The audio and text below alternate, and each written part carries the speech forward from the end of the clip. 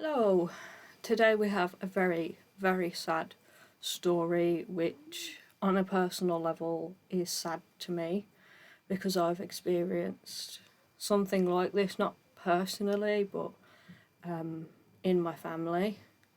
We'll talk about the wig first. So this is a dusty pink number which you can't see very well. Sorry, my mum's coming to give me treats. Thank you. Oh, she's got me loads. I love this juice. I know. Anyways, it's a lovely dusty pink number from our favourite wig maker, Hazel Wig, which will be linked down below.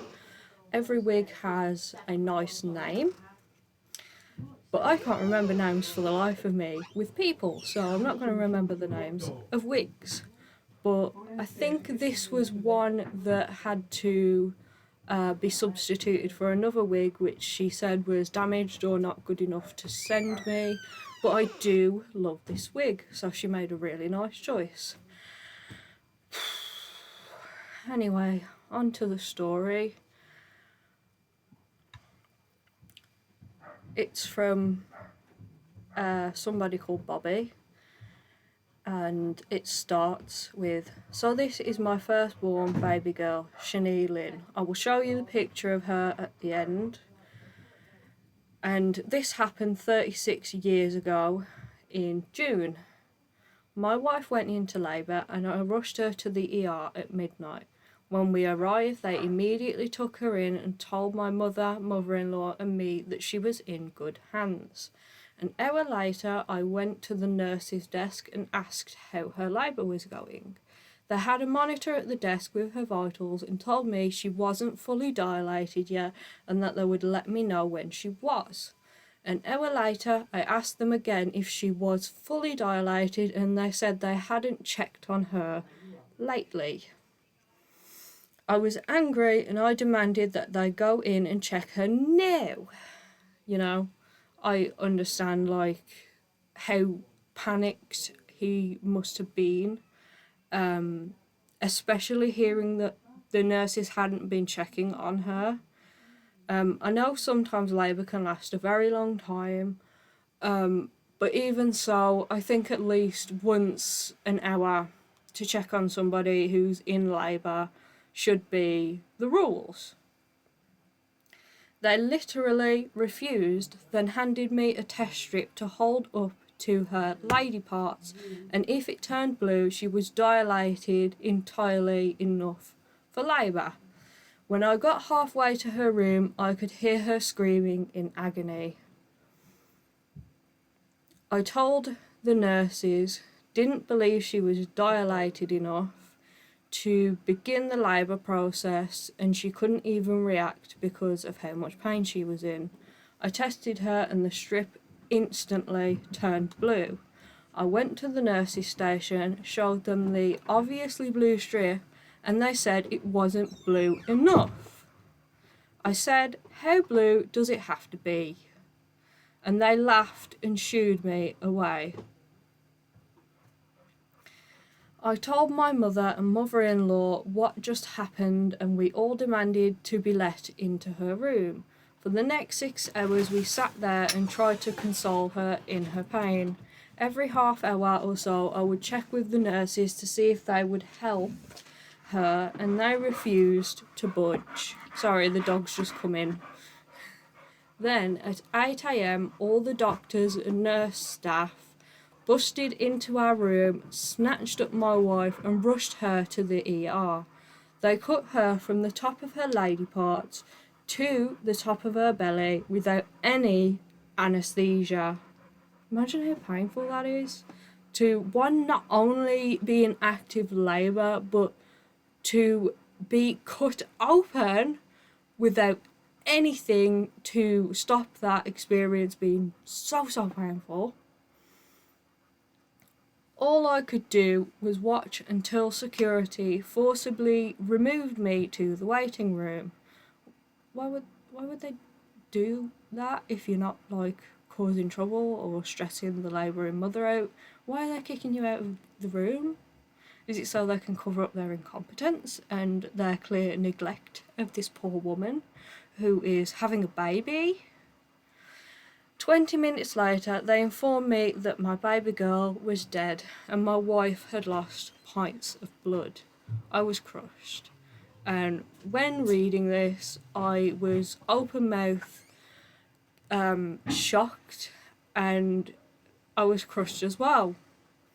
I held my baby girl one time before handing her to a nurse and crying. The doctor who was supposed to deliver her told me these things happen, when there are so many ways that it shouldn't have happened, but I'm guessing about 36 years ago healthcare wasn't as good as it is now. Anyways, we sued the hospital and settled out of court for $500,000, but I would give it all back to have my baby girl. I don't know what BYW means, but if you know, please leave it in the comments. But this starts, BYW, throughout the night the nurses were playing cards and the doctor was sleeping. The first and last photo of our baby, Shani Lynn. And I'll show you the photo. She was so beautiful, and it's so heartbreaking to read this, and just the way that Bobby wrote this story, you can tell that this was a lot for him, and I'm guessing that he hadn't really told much or any of this story before writing it in this group. But I wanted to do a video on this because after reading it I was like, this is important, and this little girl deserves to be remembered in a wide way. And just in this group there's probably thousands of people, but I feel like that's not enough. Everyone needs to know that this medical system, this hospital that they went to, failed them so largely that they lost somebody whom I know that they would have loved with all of their hearts, genuinely.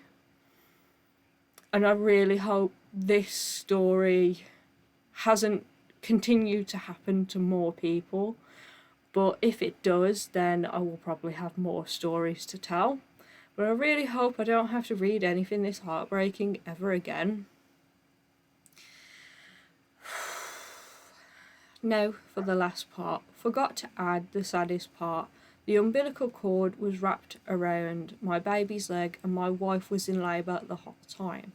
So if you don't know much about birth, if the umbilical cord is wrapped around any part of the baby's body, then it's going to be very hard to actually deliver the baby because it's tied up, and no matter how much you push, you're not going to untie the cord from an arm, a leg, anywhere. All the doctor would have to do was untangle the cord and she would have been fine. As I said, they were failed in a massive way. And Shani Lynn, you didn't deserve to die. And I hope that your story isn't one of many. And genuinely from the bottom of my heart, I hope your parents are living well, that they are healing or have healed from this experience, and that they are happy in their lives even if you're not there with them. I don't have much more to say, to be honest. And I think that's it from me. I'm sorry if my storytelling is not great. I've only just started. But this was a really devastating thing to happen to anybody. And I hope you enjoyed this story. I hope I conveyed the right message by reading it. And I hope all of you are doing well out there. If you have a similar story, please leave it in the comments below. I would love to read it. But I'm sorry. I'm sorry to anyone who has to deal with the death of a child, whether before, during, or any time after birth. They are truly the saddest stories that I come across, and it really shouldn't have happened. Goodbye.